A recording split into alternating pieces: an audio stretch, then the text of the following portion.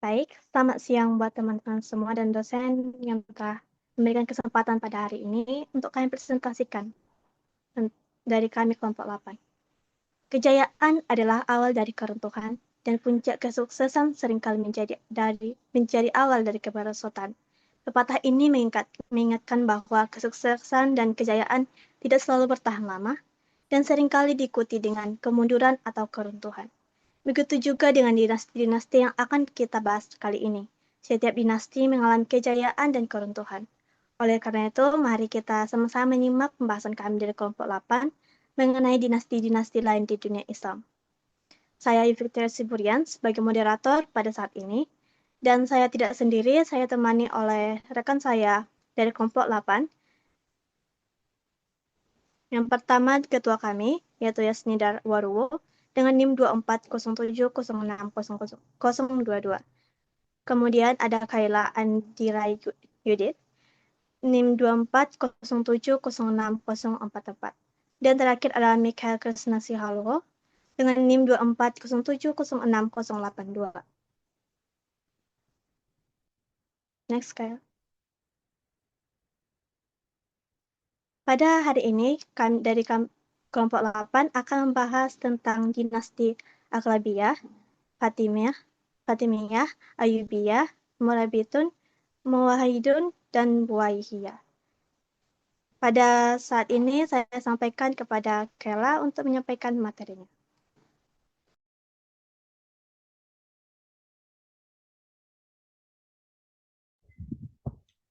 Baik, terima kasih kepada moderator.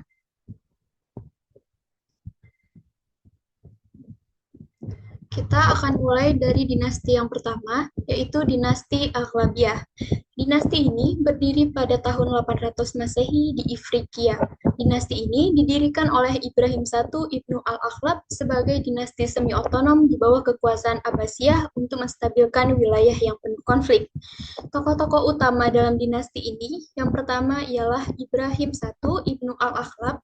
Ia merupakan pendiri dari ibu kota baru dan memperkuat pemerintahan. Yang kedua, Ziyadatullah I.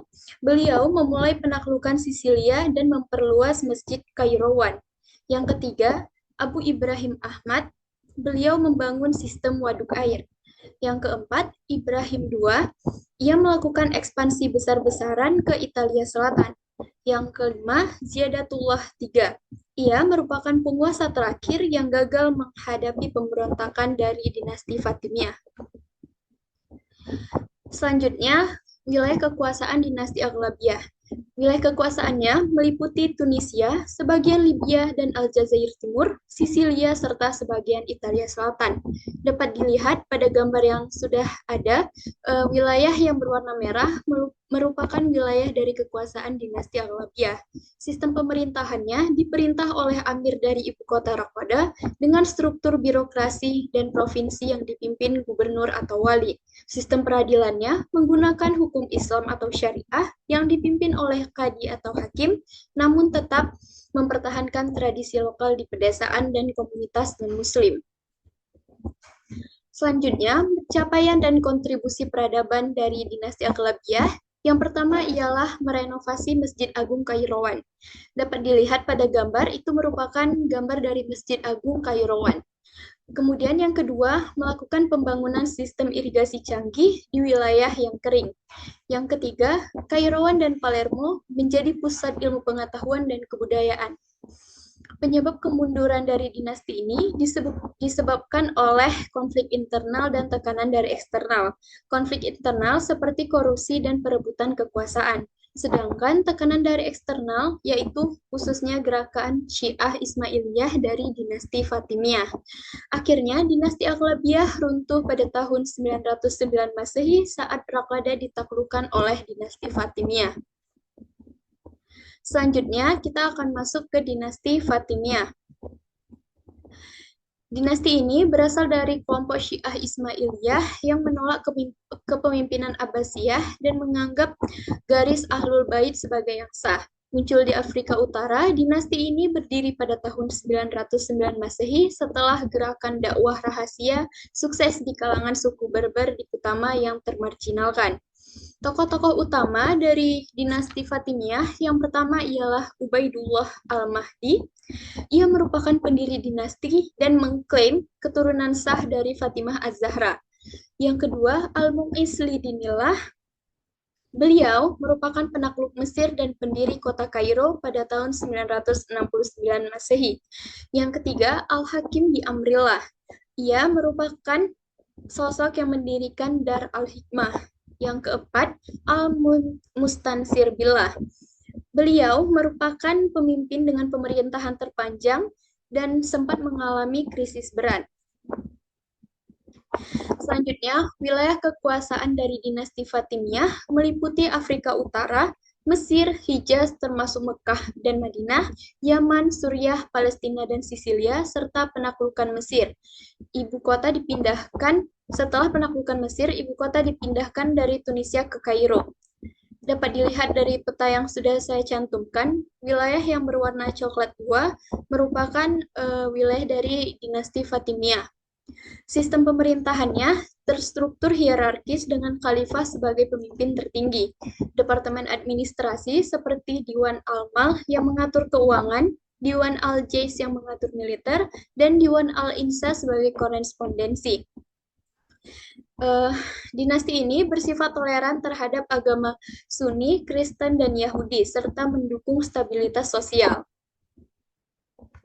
Pencapaian dari dinasti ini ialah Masjid dan Universitas Al-Azhar pada tahun 970 Masehi.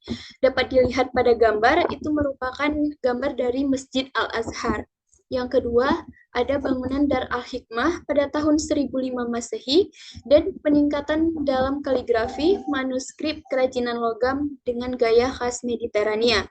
Kemunduran dari dinasti ini disebabkan karena krisis internal, yaitu konflik militer antar etnis, perebutan kekuasaan, dan kelaparan pada tahun 1065 sampai 1072 Masehi. Selanjutnya, mundur karena tekanan eksternal, yaitu serangan Salibis dan dinasti Seljuk Sunni.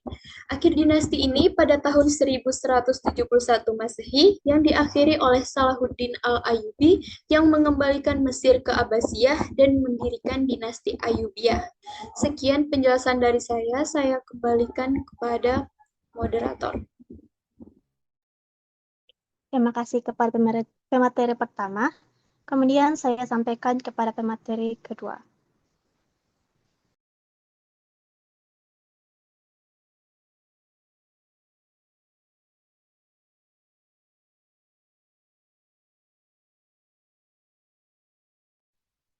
Baik, saya akan membacakan.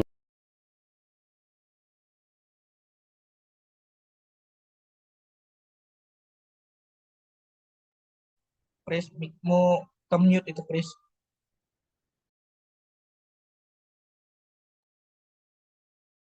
Sudah terdengar suara saya?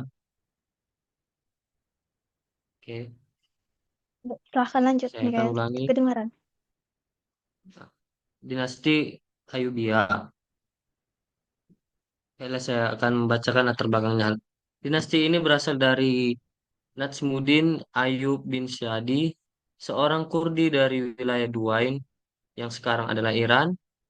Salahuddin Al-Ayyubi ialah tokoh utama pendiri dari dinasti Ayyubiyah. Dikenal karena membebaskan Yerusalem dari pasukan Salib. Tokoh-tokoh utamanya yaitu yang pertama Al-Aziz Utsman dan Al-Mansur. Yang kedua adalah Raja Adil Saifuddin Abu Bakar. Wilayah kekuasaannya mencakup Mesir, Suriah, Palestina, Hijaz, dan sebagian Yaman. Selanjutnya, sistem pemerintahnya yaitu yang pertama militeristik dan dinasti keluarga. Yang kedua menjalin hubungan baik dengan Abbasiyah. Yang ketiga fokus pada penguatan Islam Sunni dan penghapusan pengaruh Syiah Fatimiyah. Yang ketiga Perang Salib. Memenangkan Perang Hittin pada tahun 553 Hijriah membebaskan Yerusalem. Yang kedua menghadapi serangan Raja Louis yang ke-9 di Damietta menang menang dan menawan raja. Selanjutnya, kontribusi dinasti Ayyubiyah dan infrastruktur dari dinasti Ayyubiyah. Yang pertama adalah membangun sekolah, masjid, rumah sakit, dan citadel. Keruntuhan dinasti Ayyubiyah ialah perpecahan antara keturunan Salahuddin, kekuasaan direbut oleh Syajarah Dur dan Mamluk pada tahun 648 Hijriah atau 1250 Masehi. Selanjutnya, dinasti Murabitun. Latar belakang dari dinasti Murabitun yaitu Barbar Sanhaja berbasis di Maroko dari kabilah Alam Tuna, dikenal juga sebagai pemakai cadar atau Al-Mulasiumu. Tokoh penting di dinasti ini ialah yang pertama Abu Bakar bin Umar, yang kedua Yusuf bin Tasfin, yang ketiga Ali bin Tasifin, dan yang keempat adalah Isa bin Ali atau raja yang terakhir. Ekspansi dari dinasti ini adalah yang pertama ekspansi Andalusia yang ditopoi Yusuf bin Tasfin bantu kaum muslimin di Andalusia. Yang kedua menang telak di perang Zalaka 479 Hijriah melawan Alfonso yang keenam. Selanjutnya,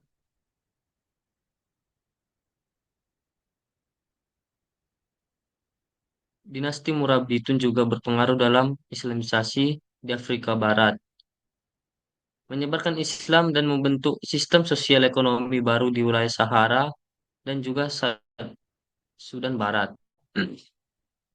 Peninggalan arsitektur dari dinasti ini ialah yang pertama Masjid di Marakisi, yang kedua adalah Masjid Jai di Tlemcen, yang ketiga adalah Masjid Kairawan di Fes.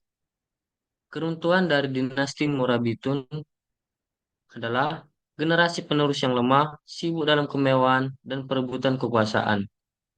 Tahun 541 Hijriah digantikan oleh dinasti Muhaidun. Baik, saya kembali ke moderator. Terima kasih, Mikael, sebagai pemateri kedua. Saya sampaikan kepada pemateri ketiga. Baik, saya akan melanjutkan menjelaskan dinasti Muwahhidun. Latar belakang dinasti Muwahhidun yaitu muncul pada awal abad ke-12 di wilayah Maghrib Maroko. Gerakan ini dipelopori oleh Muhammad bin Tumad, seorang ulama dari suku Masmuda yang mengusung ajaran tauhid murni dan menentang praktik keagamaan. Dinasti Muharrabitun yang dianggap menyimpang setelah kematian Ibn Tumad, kepemimpinan dilanjutkan oleh muridnya Abdul Muhmin bin Ali yang berhasil mengkonsolidasikan kekuatan dan mendirikan dinasti baru. Tokoh utama dalam dinasti Muwahhidun ini yaitu Abdul Muhmin bin Ali, murid Ibn Tumar, pendiri dinasti secara politik dan militer. Wilayah kekuasaannya yaitu menguasai Maroko, Aljair, Tunisia, Libya, dan Andalusia. Sistem keagamaan yaitu 1. Ketat dalam penerapan tauhid, 2. Melawan bid'ah dan menerapkan ajaran Islam yang murni. Lanjut.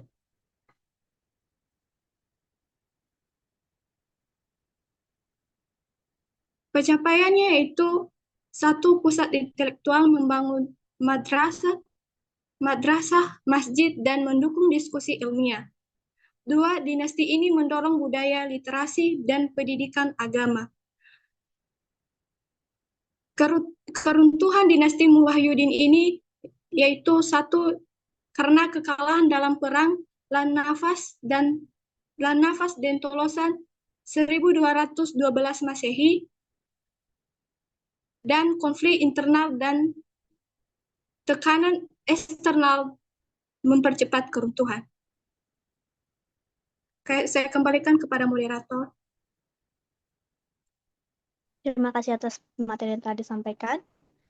Kali ini saya akan menyampaikan materi selanjutnya tentang dinasti Buahiyah.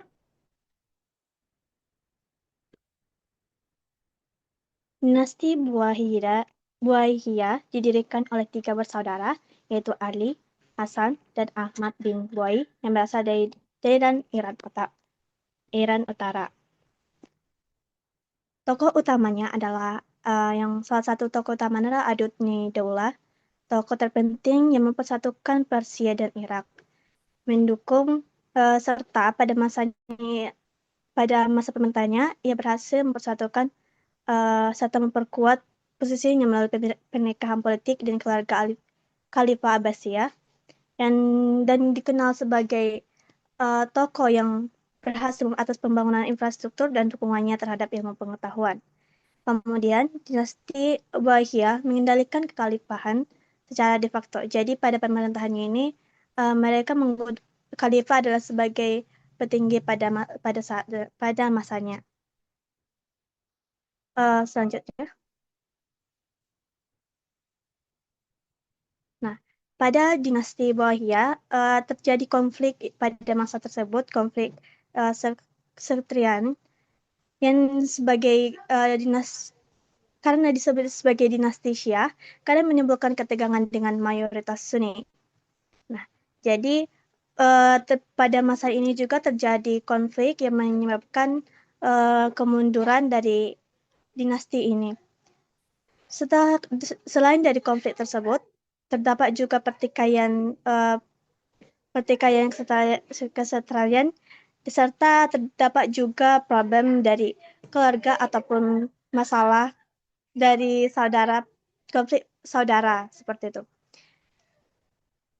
Konflik saudara yang terjadi dari masa itu menyebabkan kemunduran dari dinasti Buaya, sehingga menyebabkan pada tahun 1055 Masehi, dinasti ini diambil alih oleh Tughrebek dari dinasti Seljuk yang akhirnya memasuki Baghdad. Kita bisa lihat dari peta yang telah dicantumkan bahwa peta yang dikuasai pada dinasti Buaya. Sekian dari penyampaian materi yang bisa kami sampaikan. Pada saat ini kami membuka sesi tanya jawab. Silakan apabila teman-teman memiliki pertanyaan, boleh sampaikan pada saat ini. Kami menerima 4 pertanyaan. Terima kasih.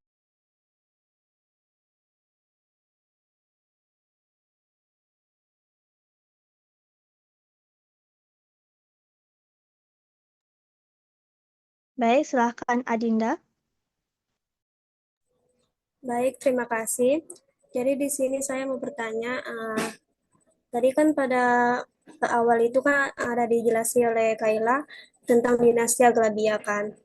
Nah, dinasti ini kan berdiri pada tahun 800 Masehi. Nah, jadi di sini saya mau nanya, apa yang menjadi alasan utama dinasti Aghlabiyah ini bisa bertahan cukup lama? Kan bisa kita tahu ini dari 800 Masehi sampai berakhir pada 909 Masehi, ini cukup lama, mungkin sekitar 109 tahun kan. Jadi saya mau nanya, alasan utama dinasti Aghlabiyah ini bisa bertahan lama, walaupun dinasti ini tuh dinasti semi otonom di bawah Abbasiyah. Ya, itu aja. Terima kasih atas pertanyaannya, Dinda. Kemudian saya sampaikan kepada Sevian. Mari Madalena, silakan. Baik, jadi pertanyaan saya untuk Kaila. Pertanyaan saya itu, apa kontribusi Maaf, Kaila tadi sudah dapat ya? Oh, siapa yang belum yang belum dapat pertanyaan? Ada Mikhael, kemudian ketua kami dan saya. Oke, untuk Mikhael, pertanyaan saya itu, apa kontribusi penting dinasti Aghlabiyah dalam penyebaran Islam di wilayah Eropa, khususnya Italia dan Sisilia. Sekian.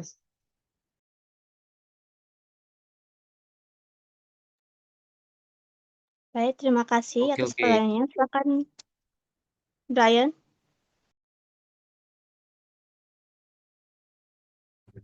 Oke, terima kasih atas kesempatannya. Perkenalkan, nama saya Brian Sumermata dari kelompok 3 dengan NIM 2407060004.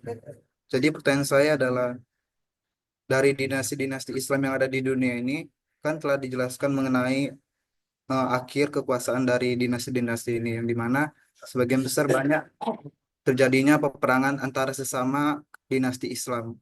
Yang menjadi pertanyaan saya adalah, mengapa dinasti-dinasti sesama Islam ini saling berperang satu sama lain dalam merebut kekuasaan wilayahnya di Jazirah Arab maupun di dunia Timur Tengah? Dan juga eh, berikan contoh, eh dan berikan juga apa dampak yang disebabkan oleh persaingan di dinasti Islam ini. Oke, pertanyaannya buat si Ayu Siburian.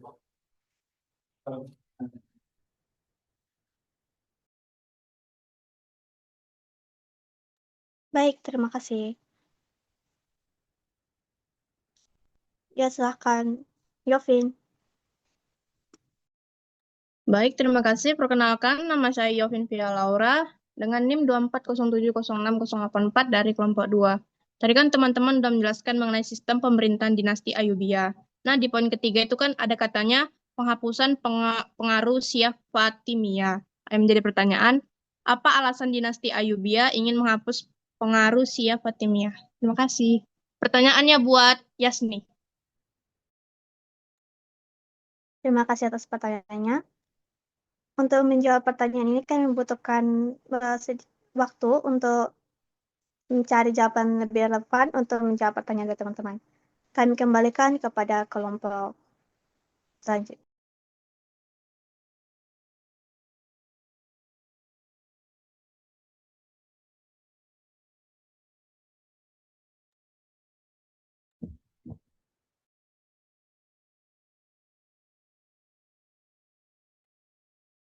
Baik, kali ini kami akan menjawab pertanyaan dari teman-teman yang telah disampaikan.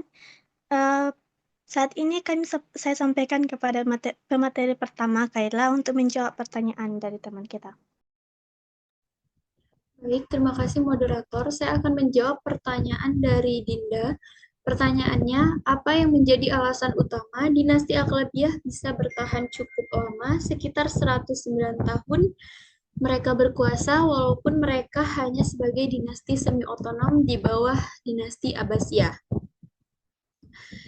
Baik, dinasti Al-Qalabiyah ini dapat berlangsung lebih dari 1 abad, meskipun mereka hanya dinasti semi-otonom di bawah dinasti Abbasiyah, disebabkan oleh kombinasi legitimasi politik dari khalifah, kemudian stabilitas internal, kemampuan administratif yang baik, kemajuan ekonomi, serta kekuatan militer yang efektif. Dengan menjaga keseimbangan antara loyalitas kepada Abbasiyah dan otonomi lokal, dinasti Aghlabiyah mampu membangun kekuasaannya yang stabil dan berpengaruh di kawasan Ifriqiya. Dinasti Aghlabiyah ini memberikan upeti secara rutin kepada dinasti Abbasiyah. Kemudian mereka juga mempunyai militer yang efektif, sehingga inilah yang menyebabkan dinasti Aghlabiyah dapat bertahan dengan lebih dari 1 abad. Bagaimana, Dinda? Baik, sudah paham. Terima kasih ya, Kaila. Baik, sama-sama.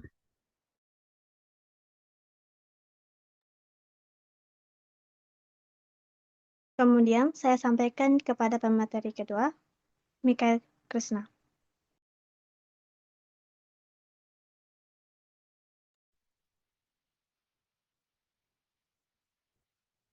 Baiklah, di sini saya akan menjawab dari pertanyaan Sepian.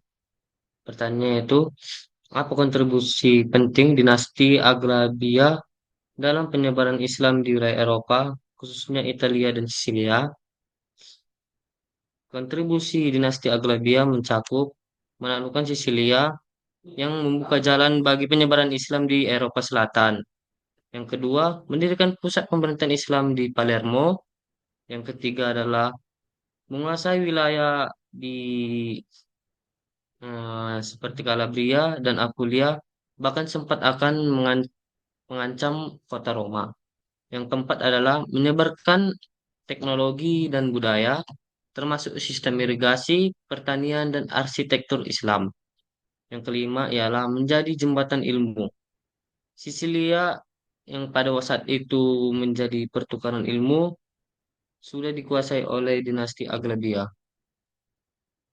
Itu saja. Apakah Sepien menerima jawaban saya? Baik, terima kasih. Ya, sama-sama.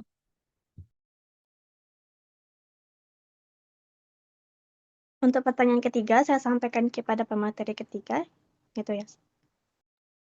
Baik, saya akan menjawab pertanyaan dari Yopin.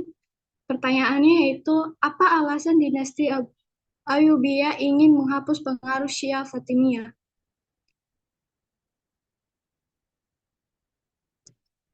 Alasan alasan alasan alasan Ayyubiyah ingin menghapus pengaruh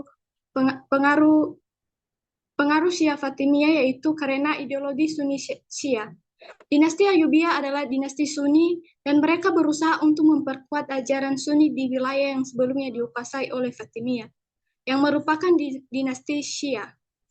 Ayyubiyah ingin mengembalikan kekuasaan dan pengaruh Sunni di Mesir dan wilayah sekitarnya. Dua yaitu karena politik dan kekuasaan.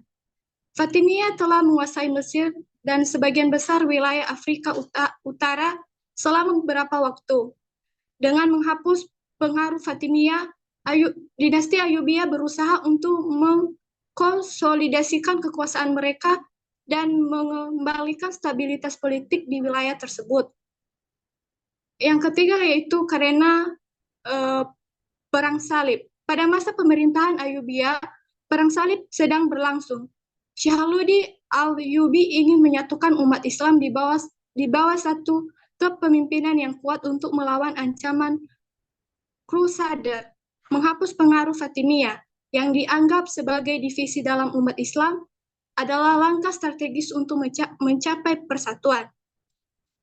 Keempatnya yaitu karena reformasi sosial dan ekonomi. Dinasti Ayyubiyah berusaha untuk melakukan reformasi dalam pemerintahan dan ekonomi. Mereka melihat bahwa pengaruh Fatimiyah telah menyebabkan ketidakstabilan dan korupsi, sehingga menghapus pengaruh tersebut dianggap perlu untuk memulihkan tatanan sosial dan ekonomi. Kelima yaitu karena pembangunan infrastruktur dan kebudayaan. Dinasti Ayyubiyah ingin membangun kembali infrastruktur dan kebudayaan yang telah terpengaruh oleh pemerintahan Fatimiyah. Dengan menghapus pengaruh Syiah, mereka berharap dapat mengembalikan nilai-nilai dan tradisi Sunni yang dianggap lebih sesuai dengan identitas mereka. Sekian, apakah bisa dimengerti, Yopin? Bisa. Makasih ya, Yasmi. Ya.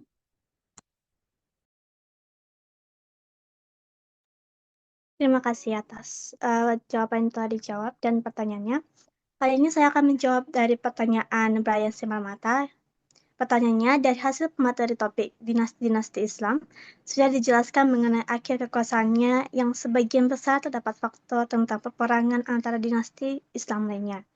Pertanyaannya, apa yang membuat dinasti Islam tersebut saling berperang dalam persaingan wilayah kekuasaan di Jazirah Arab dan di wilayah lainnya? Dan juga apa contoh dampak dari peperangan sesama dinasti Islam tersebut dalam membentuk kekuasaan dinasti Islam? Mereka melakukan perang untuk bisa menguasai wilayah mereka. Sehingga dengan melakukan perang ini, mereka mengharapkan bahwa kekuasaan terhadap wilayah mereka itu bertambah besar dan semakin meluas.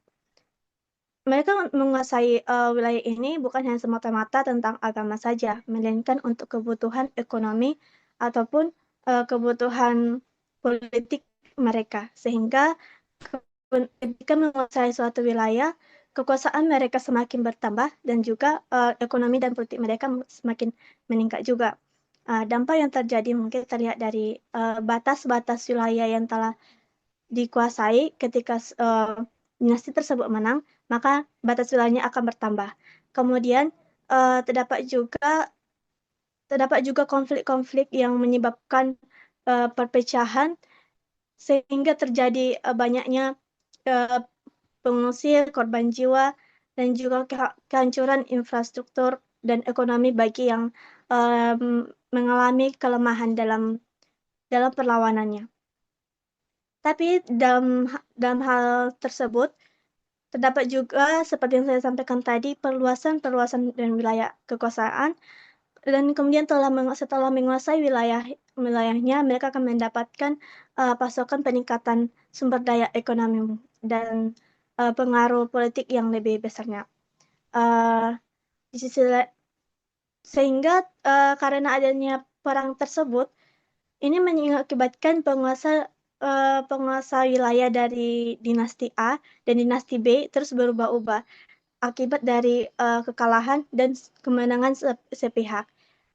Karena itulah yang menyebabkan dinasti-dinasti terus berubah-ubah hingga sampai titik nanti akhir dari dinasti tersebut. Oleh karena itu, dari adanya peperangan ini menyebabkan dampak yang sebagai positif dan juga terdapat juga dampak negatifnya. Begitu yang bisa saya sampaikan. Bagaimana dengan Brian? Baik, Ayu, terima kasih atas jawabannya. Baik, terima kasih kembali.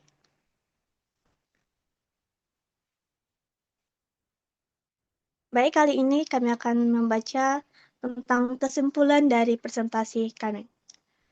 Dinasti Aghlabiyah, Fatimiyah, Ayyubiyah, Murabitun, Mawahidun, dan Buwahiyah memainkan peran penting dalam memperkaya peradaban Islam melalui kontribusi di bidang ilmu, arsitektur, pendidikan, dan pemerintah. Meski memiliki latar dan wilayah berbeda, mereka menghadapi kemunduran akibat konflik internal dan tekanan eksternal. Warisan mereka tetap hidup dan memberi pengaruh besar dalam sejarah dan budaya dunia Islam hingga kini. Sekian dari presentasi kami. Apabila kami memiliki kesalahan kata ataupun tindakan, kami mohon maaf atas kesalahan tersebut. Kami ucapkan terima kasih.